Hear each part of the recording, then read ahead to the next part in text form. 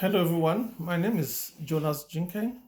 I am a graduate student at Grand Canyon University, and my course is Technology Implementation of Security Solutions.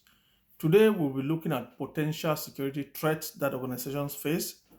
We're equally going to look at countermeasures that organizations can put in place to stop these threats. And the last aspect will be to look at the things, the processes that organizations can do if there's already an attack within their system. So, the potential security threats that organizations face, the first one will be malware attacks. When we talk about malware, we are talking of malicious software. Malicious software can be things like viruses, worms, trojans. These are pieces of software that a hacker, an attacker, can actually inject into a system, and they affect our system. Remember, viruses will sit there for so many years. If you don't trigger it, if a user doesn't click on it, it can remain there for several years. But once you click on it, it will replicate and seize your entire system. Another type of attack that we know of is a ransomware.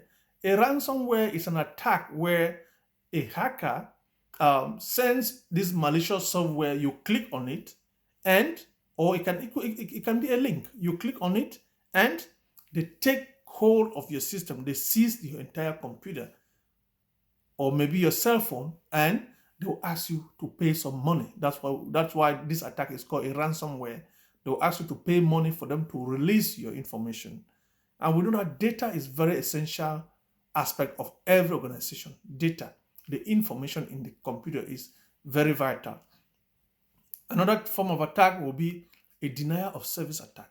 A denial of service attack is where a hacker actually sits somewhere, sends code to a company computer, a network or server, or even an individual to flood that system. They send so many requests.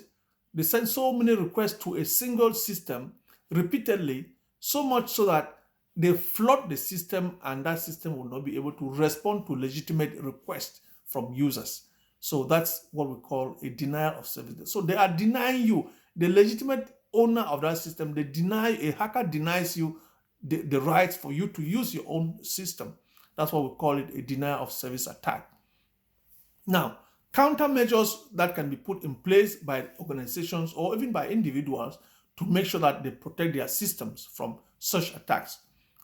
The first thing is user awareness, user training. Users are those that use the system, you and I, the employees of an organization. Those are the people that we call users.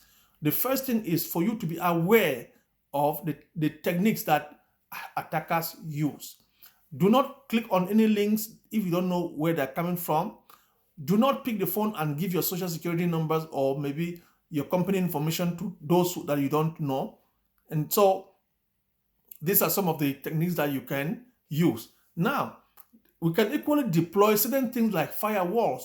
The organization can put firewalls within their network to make sure that they filter the network. Those who do not have the right to access certain sites within the company should be denied. Traffic should not enter the internal network without being permitted. It's only allowed traffic that has to come in.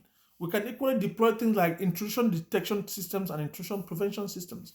These are software that are able to monitor the network and see attacks, and they send alerts to the system administrators who will go ahead and block that particular traffic coming in if it is malicious.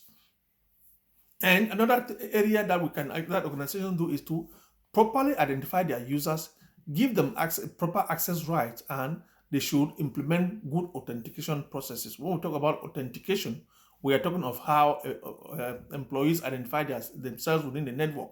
They must have a username and a strong password. A strong password will be about 15 characters long with an uppercase, a lowercase, a special character, and a number. So these are the countermeasures that organizations can put in place in order to protect their systems. Now, The last aspect will be to look at what organizations can actually do if there is already a compromise. If there's already an attack in the system, what do we do? If we realize that there's a virus in our system, what do we do? The first thing to do is to isolate that particular system from the entire network. What do we mean by isolation? Disable the internet on that computer. Organizations can do it, individuals can do it. If you realize that there is an unusual activity on your computer, go ahead and disable the Wi-Fi on your computer. It means that you have disabled that, you've taken that computer off the network, and probably that attack is going to stop. The activities are going to stop. Another thing is to regularly change passwords.